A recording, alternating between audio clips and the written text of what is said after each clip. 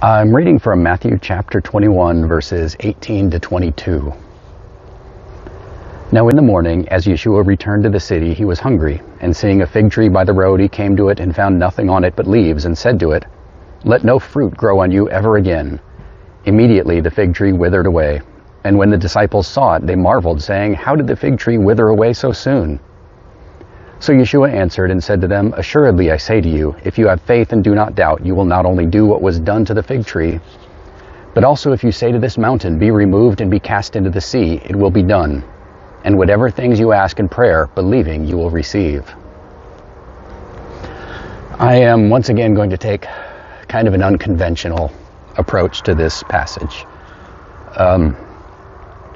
First, this is in the middle of a larger parallelism. Parallelism is, it's a very common literary device in ancient Hebrew literature where alternating statements parallel each other in order to contrast or compare different ideas, or to state the same thing in two different ways. In this case, there's a parallelism that starts in verse 1 and goes at least to verse 27. And it begins with Yeshua coming into Jerusalem, going through Bethphage. He comes into Jerusalem, has a triumphal entry, establishes his authority. The people acknowledge his authority. Then he goes to the temple and establishes his authority there. Once again, the people acknowledge his authority. The next day, he comes back into Jerusalem, and although the text doesn't say it, he again goes through Bethphage because it's between Bethany and Jerusalem. And then he establishes his authority over the produce, the fruit of Jerusalem, and tells his disciples that they too have authority. And then he goes to the temple, and his authority is challenged by the priests. But then the priests, their authority and their power is threatened by Yeshua and the people. This fig tree represents the religious establishment, the people who are in control in the fruit that they are not producing. Now, although this wasn't the season for figs, this was about Passover. And in the spring, you should see buds on the fig tree. You should see the beginnings of the fruit. It will be many months before the fruit is ripe, but they start early. I have several fig trees myself, and that's the way that they work. Actually, you can see one behind me that's kind of half prepped for a freeze that I'm expecting later in the next couple of weeks. The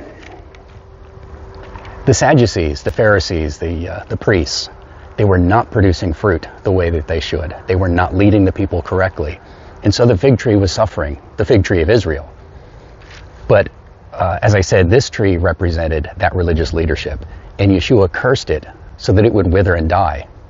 And then he turns to the disciples and says, "You have authority to do this too. And not only this fig tree, but this entire mountain that contains Jerusalem and the temple itself. You have authority to have that thrown into the sea." Well, the sea in Scripture represents the nations, the peoples.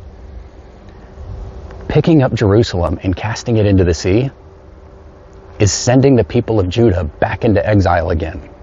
And God had already planned this. They hadn't really come back from the Babylonian exile. Just a handful of Jews had, compared to the number who had been scattered. So they were in a partial return, and God was going to scatter them again.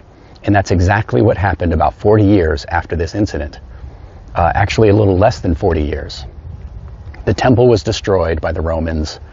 The Jews were scattered once more all across the Roman Empire and beyond. Now, the disciples didn't do that, but the conflict that came from the challenging of the authority of the Pharisees and the Sadducees eventually led to this. Like Yeshua said, he didn't come to bring peace, but a sword. Now, ultimately, of course, he did come to bring a peace of kind. He came to bring peace between us and God. But he came to bring a sword between the forces who would keep the people in darkness and himself and his disciples who are bringing light. This is a very similar illustration as the garments in the wineskins.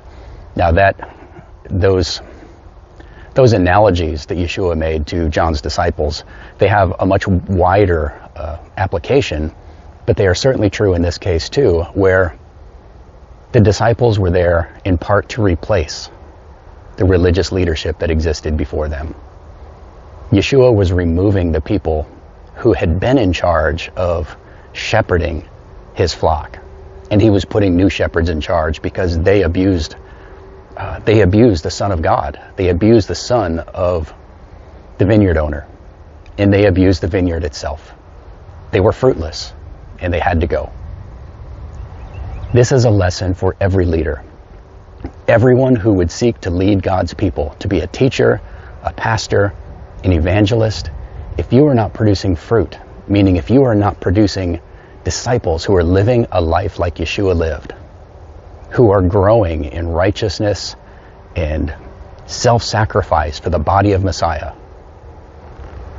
don't be surprised if he removes you. This is Jay Carper from American Torah. Be blessed.